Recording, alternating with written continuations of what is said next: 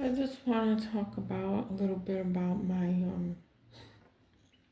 It's hard to talk about this without being emotional. So, but being aware of your condition and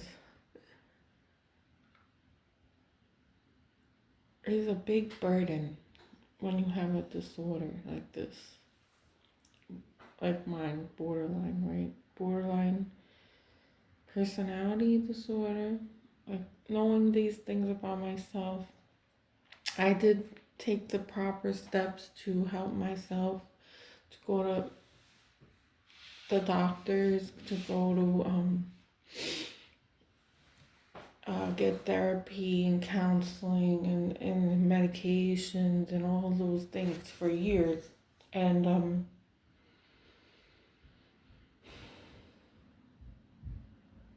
it can help you to kind of be productive, I guess, in society in a way. Manage some of your negative symptoms. But this is not a curable disorder. Now, out of the whole cluster B group, this is the most treatable disorder, and also they say that there's a success rate, but that it supposedly goes away after a certain age. But I don't see that to be the case so far. Um, there's a lot of aspects to it that cannot be fixed with medication or therapy of any kind, other than maybe the ideal situation that will foster feelings of stability. Um, and I mean, I envision myself in a situation where there's normalcy, that I might be able to heal from it. I've healed a lot of problematic behaviors that I've had because of the disorder. I've been through it, so I'm a lot more mellow now. Um, but this, like I said, it doesn't. It's not. It doesn't go away. It's ingrained in who you are, unfortunately.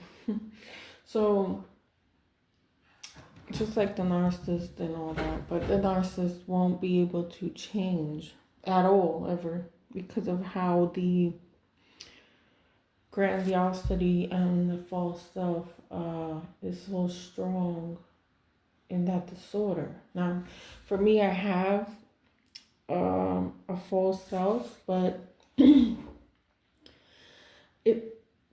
for the problem with the borderline is that it was on its way to being a narcissist, right? I guess that's what they're going by. That's what I'm going by when I'm researching it. That it kind of got stuck. It got stuck from crossing the threshold into the narcissist territory. So um, the false self it's like constant. This disorder is like constantly going back and forth between a false reality and the real reality.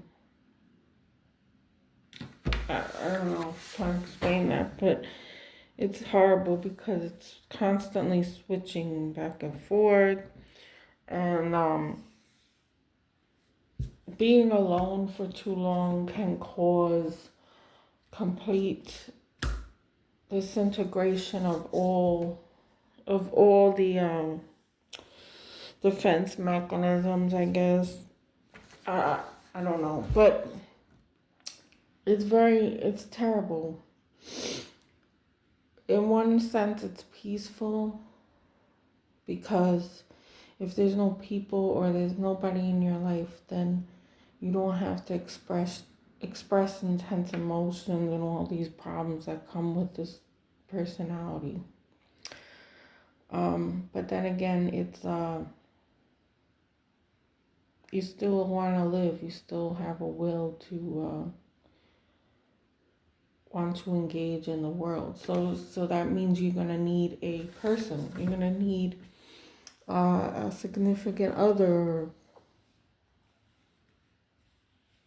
You know, for me anyway. So I'm constantly looking for that, and unfortunately, a lot of times I'm drawn to really dark personalities, and then no matter what I do to try to make it normal, I'm trying to make this person of who I am normal in some way, more normal than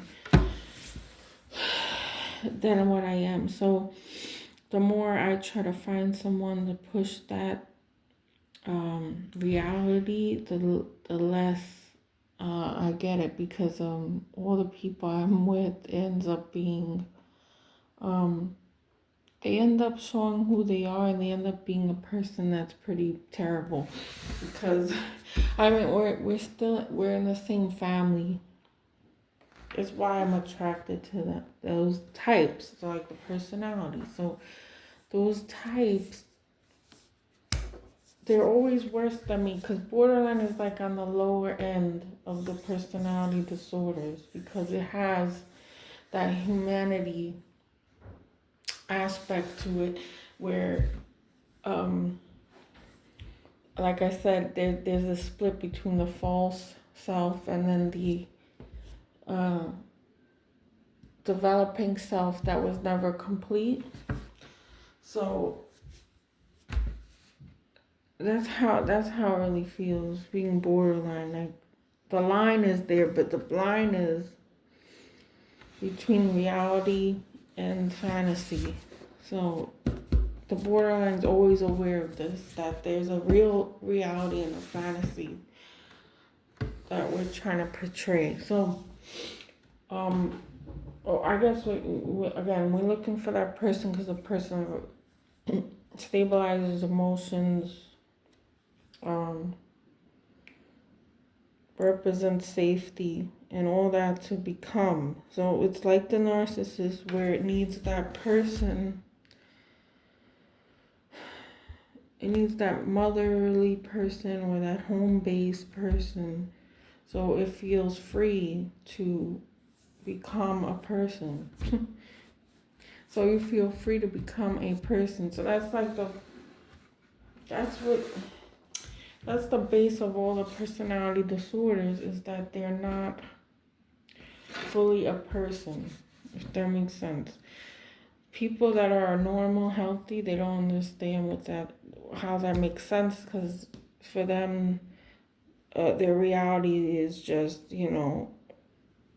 it has progressed healthy in a healthy series of life. But so because we're on the lower end, we're aware of everything. Well, I am. Some borderlines are not aware. Now, the borderlines that are not aware of their condition and all that end up badly, real bad actually, because of that neediness for emotional regulation and needing people, but always attracting people that are within the cluster B disorder range of people. So it ends up badly, because those people that are higher on the spectrum of disturbance, those are usually violent. They're destructive. They're not morally conscious and all that. So you end up losing money in things and people and yourself eventually. It's terrible. Like, just talking about this makes me anxious, because of all the men I've been with that are completely destructive and disturbing. And everyone after my husband has been worse. So imagine what that entails and what kind of violence and trauma I've been through with them. But this is my purpose, like to keep finding someone that I could be stable with so I can become a person. And they say that my disorder is more likely to succeed if you find the right person. Like if I'm able to find someone that's mostly healthy, has no pathology, I could possibly and hopefully, this is my hope, to hopefully become, more stable in myself and self-concept.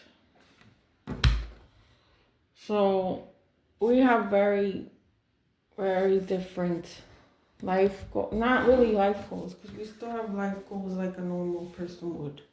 But there's that aspect of becoming that was just missing with the cluster bees. So, and since society does not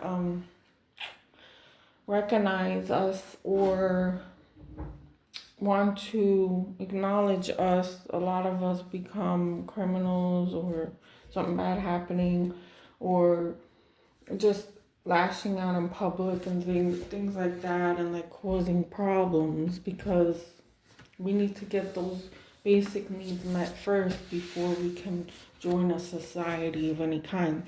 So it's terrible, because it's like one part of my mind is fighting the other part, and it's horrible. I hate this. I didn't choose to have this, and people that have disorders like this didn't choose them. So, because somehow in childhood, I don't know if it's the child decided to do this. I mean, the child needed a defense, right, against abuse and neglect coming from the parents or the environment. It was traumatic and adverse. So like it also runs in the family, so it's so complex, and it really needs to be like society wants to pretend we have all these problems coming out of nowhere. They're not coming out of nowhere. It's because of these disorders. So I don't know when they're gonna take it serious, but if it's exhausting to have a problem like this on top of like normal exterior problems that people can see. Like those are the only ones you could address. So that's all I wanted to say. I'm getting anxious talking about it. So there's hope for borderline, but the borderline has to be in a healthy, supportive environment, or it's not gonna work. It's gonna continue on and just perpetuate itself throughout life, and there won't be any resolve from it. And the borderlines have the hardest time with this because we're aware, most of us are aware, and painfully aware because of how deep emotions run for us. And it can cause people to kill themselves because of how hard it is to carry those strong emotions with you daily. So that's all I wanted to say for now. Thanks for listening. Please comment to encourage the videos, and thank you.